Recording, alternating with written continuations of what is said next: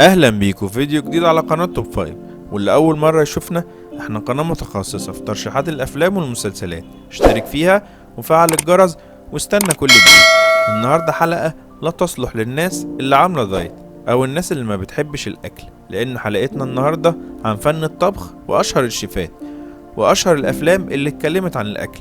فانت لو من عشاق الاكل وبتدور على افلام تفتح نفسك على الاكل وتجربة طبخات جديدة، فأهلا بيك في حلقة النهاردة اللي هنقدم لك فيها أفضل 5 أفلام اتكلمت عن الطبخ والشيفات.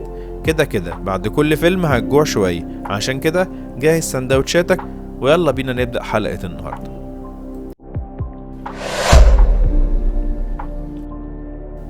في المركز الخامس فيلم حلو قوي من إنتاج 2007، بيحكي عن كايت، ودي رئيسة الشيفات في مطعم مشهور في منهاتن. كل الناس بتحب أطباق كايت اللي بتقدمها في المطبخ، ورغم ان صاحبة المطعم بولا شديدة جدا الا انها بتتحمل اي حاجة من كايت عشان هي اشهر شيف في المدينة كلها. بس عالم كايت اللي مفيهوش غير الشغل بيتشقلب كله لما اختها بتموت في حادثة عربية وسابت لها بنتها زوي اللي كانت بتعاني جدا بسبب موت مامتها، وكايت ما كانتش عارفة تعمل لها اي حاجة لانها ما تعرفش اي حاجة عن تربية الاولاد. اللي زود مشاكل كايت وحياتها كلها لما بولا صاحبة المطعم بتعين الطباخ الشاطر قوي نيك، اللي بيقولوا انه جاي عشان يشتغل هنا عشان يتعلم من كايت. بس كايت ما كانتش حاسة بكده، كانت حاسة انه جاي عشان ياخد مكانها. يا ترى بقى ايه اللي هيحصل ما بينهم؟ ده اللي هتشوف احداث الفيلم الروعة ده. Who do you think you are? Nicholas Palmer. You bring a sous chef from an Italian restaurant, and I'm the one in therapy? The last thing I need was some lunatic in my kitchen. You're on fire.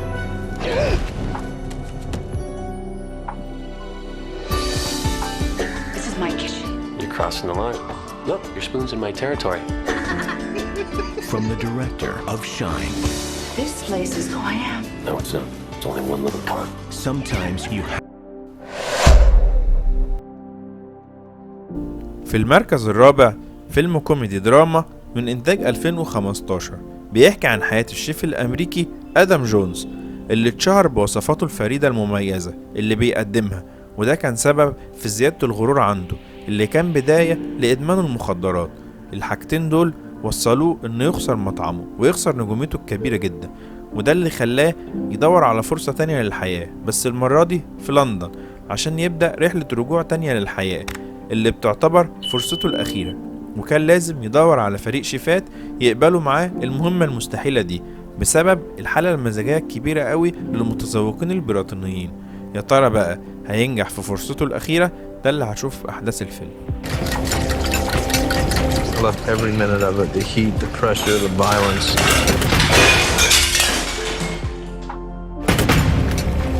What happens if you succeed? Fireworks. Immortality. What happens if you fail? I don't know if I can do it. Adam Jones. Thank God. One hoped you were dead. And now I'm back. You are looking at that all the time, yeah? You have eyes on it the whole time, so you hit the pass. Yes, chef. Yeah? Look at me. Yeah? Yes, You up for it? Yes, chef. All right, let's go!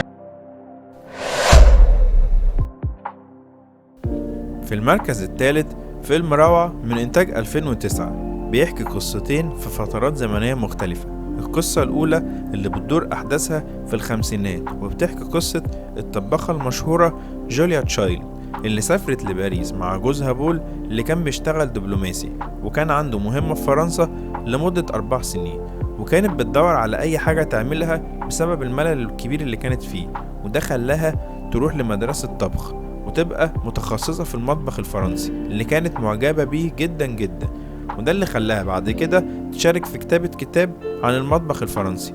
عشان ننتقل بعد كده في القصة التانية لسنة 2002، وبنحكي عن جولي، ودي كاتبة ضعيفة جدا بتشتغل في مؤسسة في منهاتن، بس هي بتحب الطبخ قوي، وده اللي خلى جوزها ينصحها انها تعمل مدونة عن الطبخ. يا ترى بقى ايه اللي بيربط جولي بجوليا وليه هما الاتنين بقوا مشهورين قوي كده؟ ده اللي هتشوف في احداث الفيلم الحلوة قوي ده.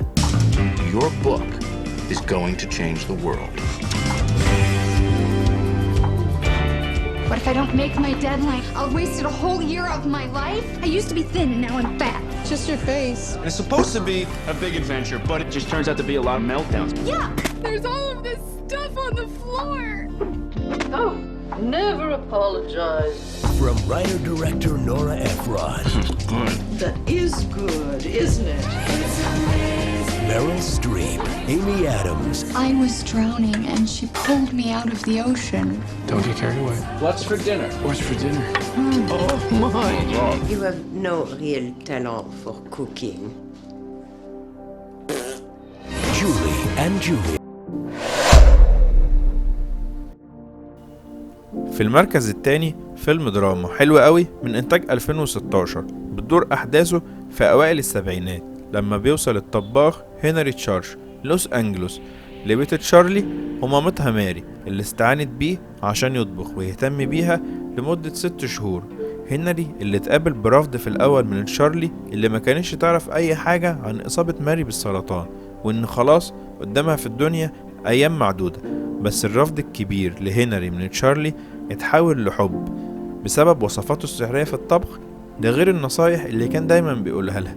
بس يا ترى بقى ال6 شهور هيكونوا هو مدة قعاد هنري في البيت معاهم؟ ده اللي هشوف أحداث الفيلم الروعة ده. You can always find your way back home.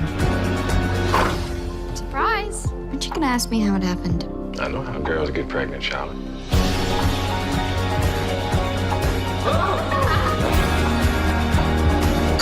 Charlie, you can't go living with your cook forever. My cook?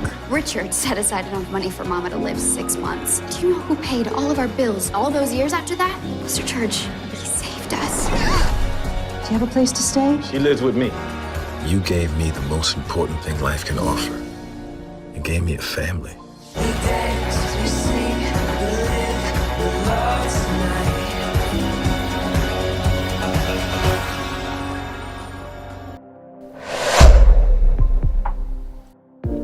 في المركز الأول واحد من أجمل الأفلام اللي اتكلمت عن الطبخ والشيفات، فيلم من إنتاج 2014 بيحكي عن الشيف كارل كاسبر اللي بيشتغل كبير شيفات في مطعم مشهور في لوس أنجلوس. كارل دايما بيصطدم بصاحب المطعم ريفا اللي ما بيحبش أطباق كارل الغريبة وعايزه دايما يقدم الأطباق العادية المشهورة، الأطباق الكلاسيكية. وفي يوم جه المطعم ناقد طعام مشهور اسمه رمزي وطلب الأكلات الكلاسيكية المشهورة، بس كعادة كارل غير المنيو في آخر لحظة بأطباقه اللي بيخترعها، وده خلاه ياخد هو وريفا نقد قاسي قوي من رمزي. بس ايه اللي حصل بعد كده عشان كارل يبقى من عشاق المطبخ الكوري؟ ده اللي هتعرفه لما تشوف أحداث الفيلم الروعة ده اللي يستحقه بكل جدارة إنه يكون معانا المركز الأول في حلقة النهاردة. You're never going to be happy cooking for someone else. Food truck's a great idea. We're talking about a white-on-white 88 Chevy Grumman food truck. It's a blank canvas for your dreams. I'm gonna have them pull it around. Thank you. Don't thank me till you see it. So what are you gonna do? You're gonna laugh. Tony, Carl's got a taco truck. For real? I was so jealous when I heard your voice. I was like, that's what I want to do.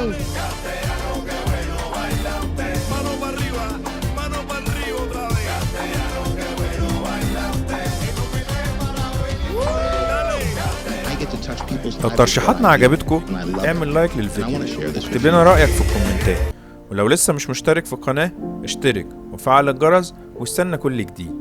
خلص الكلام، سلام.